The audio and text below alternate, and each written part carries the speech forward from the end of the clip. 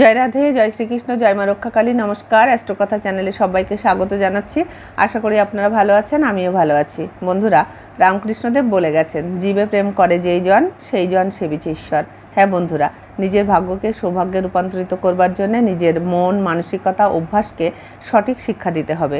জীবনে খুব বিড়ম্বনায় আছেন, কিছুতেই ভাগ্য উন্নতি করতে পারছেন না, প্রমোশন হচ্ছে না, জীবনে কিছুতেই একটা বাধার সম্মুখীন হচ্ছেন, চারিদিকে কোনো আলো দেখতে পাচ্ছেন না, সেই বিখ্যাত গানের মতো যে এ কোন সকাল রাতের চেয়েও বেশি অন্ধকার, আপনার জীবনের সেই অন্ধকারের গভীর বৃন্ত হতে ভোরের সকালটা আমি নিয়ে আসার চেষ্টা করবই। তবে আমি শুধু একা কথা দিলে হবে না, আপনাদের আমার সঙ্গ দিতে হবে, আমার কথা শুনতে হবে, যা বলবো সেই উপায় বা টোটকাগুলো সঠিক নিয়মে করতে হবে। না করলে কিন্তু কোনো কাজ হবে না। যে কোনো টোটকা কমপক্ষে 21 দিন বা 41 দিন প্রতিদিন তো করতেই হয়, তারপর মাঝে মাঝেই করে যেতে হবে।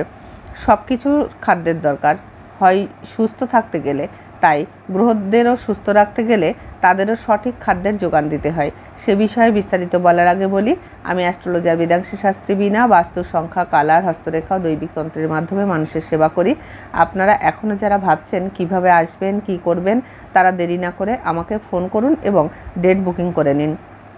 অনেকে জানতে চাইছেন আমি কোথায় থাকি, তাদের বলবো আমাকে ফোন করে অ্যাপয়েন্টমেন্ট নিলেই জানতে পারবেন আমি কোথায় থাকি। বন্ধুরা, আপনারা যারা আমাকে ভালোবাসা দিচ্ছেন, আমার চ্যানেলটিকে প্রতিনিয়ত দেখছেন, তাদেরকে আমার তরফ থেকে অসংখ্য ধন্যবাদ। আর একটা রিকোয়েস্ট, পারলে অ্যাস্ট্রোকথা চ্যানেলটিকে প্লিজ একটু বেশি বেশি করে শেয়ার করুন, তাহলে আমার অ্যাস্ট্রোকথা তাড়াতাড়ি সবার কাছে পৌঁছাবে এবং সবার উপকার হবে। এবং লাইক ও সাবস্ক্রাইব করতে ভুলবেন না। বন্ধুরা, আর ছোট্টখাট্ট কিছু টিপস বলবো, যদি করতে পারেন তাহলে আমি গ্যারান্টি দিচ্ছি আপনাদের সৌভাগ্যের তালা খুলে যাবেই। বন্ধুরা, সমাজের যারা অবহেলিত মানুষ তাদের ঘৃণা করবেন না, গরিবকে সাধ্যমতো সাহায্য করুন, পশু পাখিকে খেতে দিন, কোনো ব্যক্তি আপনার সামনে খিদেই কষ্ট পেলে তাকে খেতে দিন, মন্দিরে ফল দান করুন, মানুষ এবং প্রাণীকে জল দান করুন, পুকুরে মাছকে খেতে দিন, পুকুরের জলে সম্ভব হলে মাছেদের মুভমেন্ট দেখুন, ছাদের উপর, উঠোনে বা রাস্তায় দানা বা চাল ছড়িয়ে পাখিদের খেতে দিন। সকালে রাস্তার ধারে মাটির পাত্রে জল রেখে দিন পশু পাখিদের জন্যে। আপনার পুরনো বস্ত্র গরিবকে দান করুন। রাতের প্রথম রুটিটা পরের দিন সকালে গোমাতাকে খাওয়ান এবং শেষ রুটিটা কুকুরকে। পারলে বাড়িতে যে কয়জন মেম্বার, সেই কটা রুটি সপ্তাহে শনিবার করে কুকুরকে খাওয়ান। গোসেবা করুন। বৃহস্পতিবার করে সম্ভব হলে গ্রামে যাদের গরু আছে এবং যে গাভী শান্ত, তার পায়ে হাত দিয়ে প্রণাম করে মনস্কামনা বলুন, পূর্ণ হবেই। তবে ভালো কথা বলবেন, মানুষের নিন্দে মন্দ আলোচনা সমালোচনার থেকে দূরে থাকুন। প্রত্যেকটা মানুষ ভালো মন্দে মেশানো, মানুষের মধ্য থেকে ভালো জিনিসগুলো খুঁজে বার করুন এবং ভালো ভাবুন, ভালো বলুন। আমাদের জিভের আগায় সরস্বতী এবং গোড়ায় মা লক্ষ্মী থাকেন। খারাপ কথা বললে মা লক্ষ্মী তাকে ত্যাগ করেন। তাই বারবার বলছি বন্ধুরা, সৌভাগ্যকে ধরে রাখতে হলে নিজেকে বদলান, দেখবেন ভাগ্যও বদলে গেছে।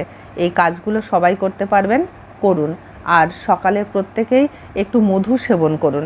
বন্ধুরা, আজও আবার সময় শেষ। আপনাদের শুভকামনায় এই ছোট্ট ছোট্ট উপায় নিয়ে এসেছি। আমি অন্তর থেকে প্রার্থনা করি আপনারা ভালো থাকেন।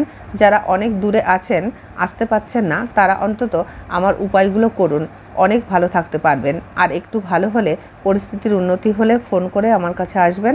যাবার আগে বলবো, কর্মা ইজ ওয়ার্ক। ভালো কর্ম করুন, ভালো থাকুন, কারো মনে দুঃখ দেবেন না, সবাইকে ভালোবাসবেন, হ্যাপি রাখবেন, সম্পর্কের অপব্যবহার করবেন না, মা বাবাকে কষ্ট দেবেন না। আজ তাহলে আসি, নেক্সট পর্বে দেখা হবে। ততক্ষণে সবাই ভালো থাকুন। Best of luck.